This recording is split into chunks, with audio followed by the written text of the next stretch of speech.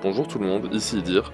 Comme vous l'avez vu dans le titre, aujourd'hui on va parler des artistes, des illustrateurs et illustratrices qui ont illustré à la fois dans Pokémon et dans One Piece. C'est un peu le sujet du moment, One Piece, du coup on va surfer sur la vague. Mais c'est un sujet qui m'intéresse. J'ai quelques cartes One Piece. Alors, vite fait pour ma relation avec One Piece, j'ai jamais regardé. Voilà, j'ai regardé, j'ai regardé la série Netflix avec les vrais acteurs et tout. J'ai jamais eu la foi de me taper les 1000 épisodes et tout.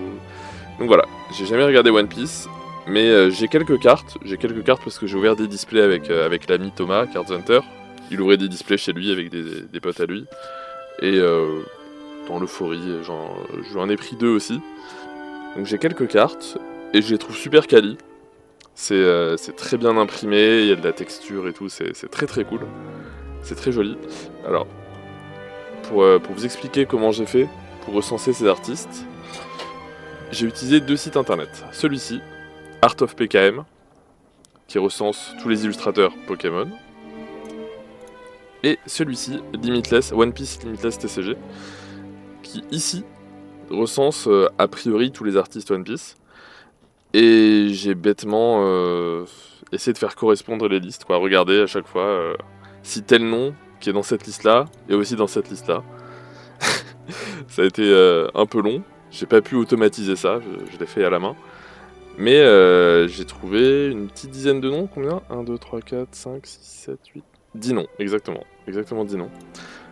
C'est pas exhaustif, ça se trouve il manque des artistes Pokémon ici, ça se trouve il manque des artistes One Piece ici, ça se trouve il y a des artistes qui ont deux pseudos différents.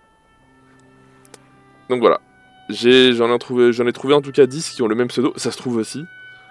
Il y a Akagi ici, et Akagi ici, ça se trouve c'est pas la même personne. On va supposer que si. Donc la première personne de la liste, comme vous l'avez compris, c'est Akagi. Voilà ce qu'Akagi a pu faire dans Pokémon, notamment dernièrement l'Empérois Alt. Non, au massacre. L'Empérois c'est celle du milieu. L'Empérois Alt, c'est Giovanni Foulart. Donc illustrateur récent du TCG Pokémon. Et voilà ce qu'il a pu faire dans One Piece. Ce Buggy. Là je connais pas. Je connais Buggy le clown quand même, là je connais Sanji. Je connais un peu les personnages, hein, Shanks. Tout ça. Ça je connais absolument pas. Mais ça a l'air d'être une carte rare. Donc le premier nom c'est Akagi. Le deuxième nom, c'est un nom très connu. À la fois dans Pokémon et dans One Piece d'ailleurs. C'est Akira Egawa. Akira Egawa, qui est une des illustratrices les plus populaires du TCG Pokémon récent, qui a fait par exemple dernièrement ce Sulfura Full Art, enfin Sulfura Alt même plutôt, le Brutalibre Alt ici. Elle a les deux Dracofeu Alt d'ici. Il y a eu le Mew VMAX Alt, jadis. Voilà. Les Gold évidemment de Zénith Suprême.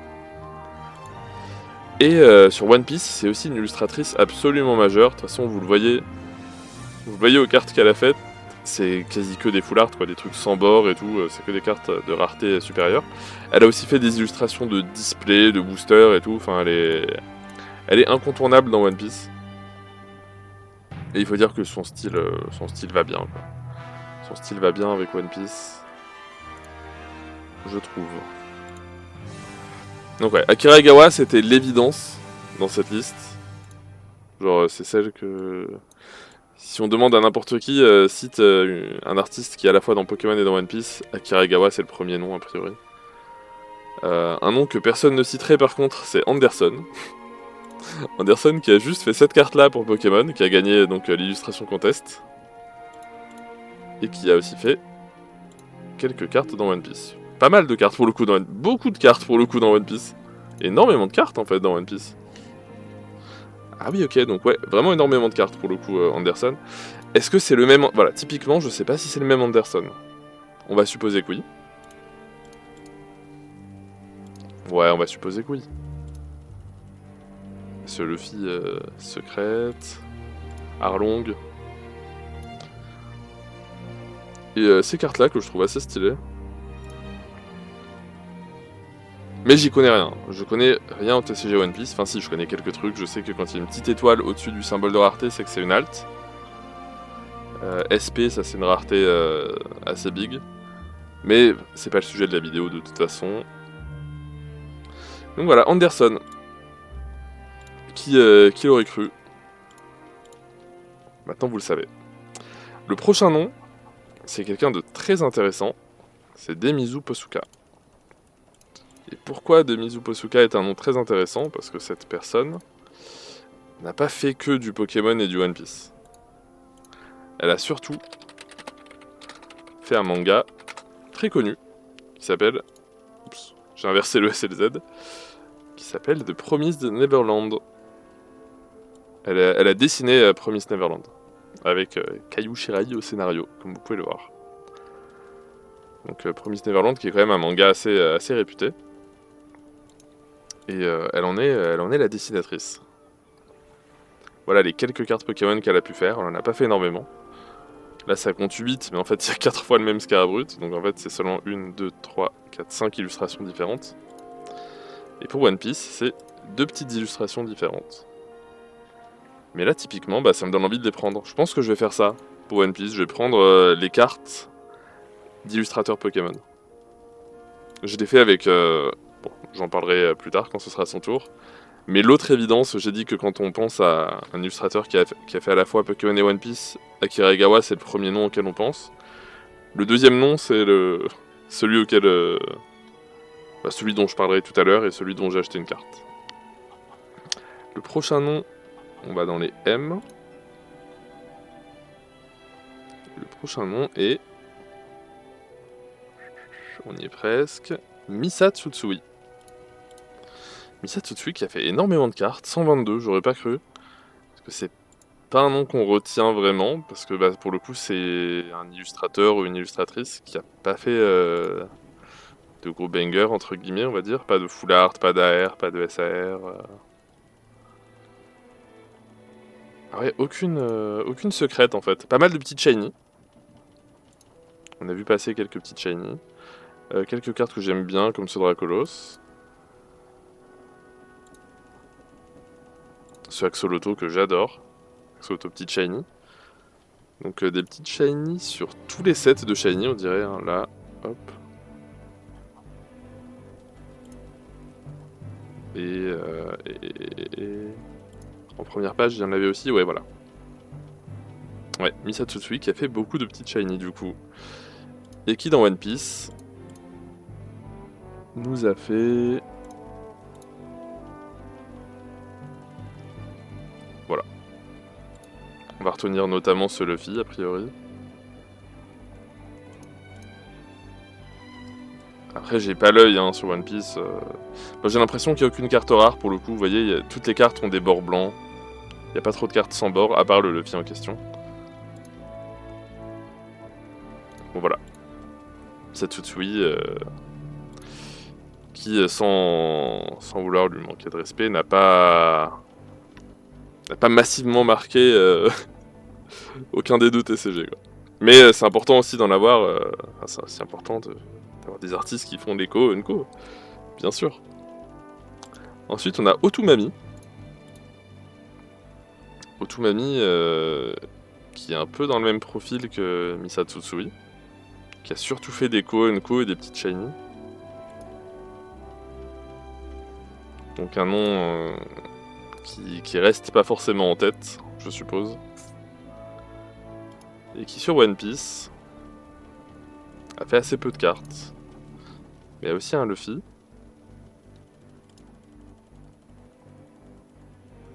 Et plusieurs variantes d'un même Marco. Bon voilà. Pas marquant non plus. Vient ensuite une illustratrice assez marquante pour le coup du TCG Pokémon. Saya Tsuruta. Saya Tsuruta dont les illustrations Pokémon ont une particularité que vous connaissez peut-être. C'est qu'il y a toujours une petite Pokéball cachée dans le décor. Et ça tombe bien, je la vois pas sur celle-ci. Ok, j'ai pris un très mauvais exemple. Est-ce qu'on va la trouver ici par exemple? Ouais, ici on la trouve, elle est ici. Ouais, prenons une autre illustration. Hop. Non, ça. C'est un jeu auquel je vous invite à jouer là, ici. Quand vous avez des cartes de Saya Tsuruta, essayez de chercher la Pokéball cachée. C'est un peu rigolo. Là, je vous spoil quelques-unes. Hop, on la voit ici, la Pokéball. Et Saya Tsuruta a fait du One Piece, du coup. Alors, comme vous pouvez l'imaginer, il n'y a a priori pas de Pokéball cachée sur cette carte. À moins que, imaginez. J'ai pas vérifié, j'avoue. Mais ouais, une petite carte pour Saya Tsuruta. Carte que je vais me prendre aussi, du coup. Enfin, ça, c'est ma vie, on s'en fout. Mais ouais. On reste dans les S. Avec une illustratrice, ou un illustrateur, je ne sais pas, j'avoue. Dont l'orthographe est différente sur Pokémon et sur One Piece. Sur Pokémon, c'est Sie Nanahara. Alors que sur One Piece, c'est Chie Nanahara. Je pense que c'est la même chose. Et au style, on voit clairement que c'est la même personne. Qui pour le coup a fait de très grosses cartes sur Pokémon. Enfin, très grosses. Très grosses, mais quand même assez marquantes. Elle, quand elle a été révélée, c'était la folie. Tout le monde a été conquis, surtout que c'était sa toute première carte. Récemment, on a entendu parler de cet artiste pour d'assez mauvaises raisons sur Pokémon TCG Pocket. Il y a eu cette histoire d'artworks qui ont été volés, machin. Du coup, elle a dû refaire des artworks. Donc la version officielle, et à laquelle je crois en vrai, c'est que Pokémon lui avait fourni des exemples, ou des trucs sur lesquels elle devait baser son boulot, qu'ils avaient pris à des fanarts sur internet, quoi. Un fanart sur internet. Donc voilà pour les petits bangers de Sienanhara. Et sur One Piece, vous voyez qu'on a beaucoup de cartes sans bord, donc beaucoup de cartes alternatives. Celle-ci. Yamato. Beaucoup de personnages féminins pour le coup, presque que ça. Alors pas que parce qu'on a un Sanji ici. Mais sinon ouais, on est sur un dessinateur ou une dessinatrice de waifu si on peut dire. Qui n'en a pourtant pas fait sur Pokémon. Aucune trainer. Ce qui est presque curieux du coup quand on voit les cartes qu'elle a pu faire sur One Piece. Ok, le prochain nom, c'est le nom que je trouve être le plus gros nom après Akira Egawa, c'est Soso. Soso a fait beaucoup de Pokémon et beaucoup de One Piece aussi, il me semble.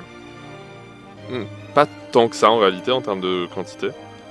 Mais bon, Soso sur Pokémon, c'est quand même quelqu'un qui a un style très stylé, on va dire. Un peu crayon, un peu livre pour enfants. Vous voyez la vibe? Je pense que vous connaissez Soso de toute façon. Voilà. Sur les gros hits de Soso, on a ces deux-là évidemment.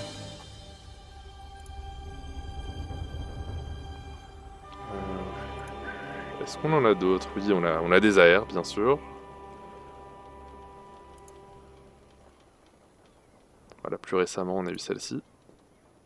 Tout récemment. Et sur One Piece, des cartes extrêmement sympas. Chopper. Et la carte que je me suis achetée personnellement, aujourd'hui d'ailleurs, c'est celle-ci. Que je trouve absolument canon. Je connais même pas le personnage, hein. Je sais pas qui est Sugar, des Don Quichotte Pirates. Juste trouve la carte trop belle. Donc je l'ai prise. Est-ce que si on met japonais, on a plus de cartes? Est-ce qu'elle y était, elle? Ouais, elle y était déjà en anglais. Ok, donc peut-être que ça sert à rien. Et on a un tout dernier nom. On a un tout dernier nom dans cette liste. Il s'agit de You. You. You qui a fait... alors, 53 cartes, mais en fait il y a 1, 2, 3, 4, 5, 6 fois 7, 8 fois la même.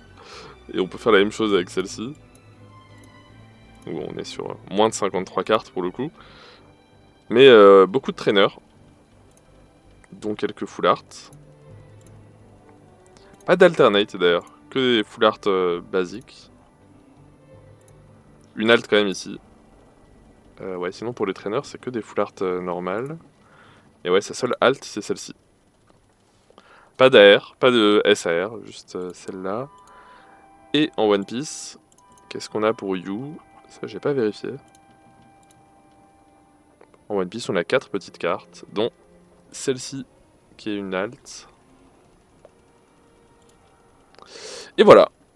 J'espère vous avoir fait découvrir des cartes, vous avoir intéressé peut-être.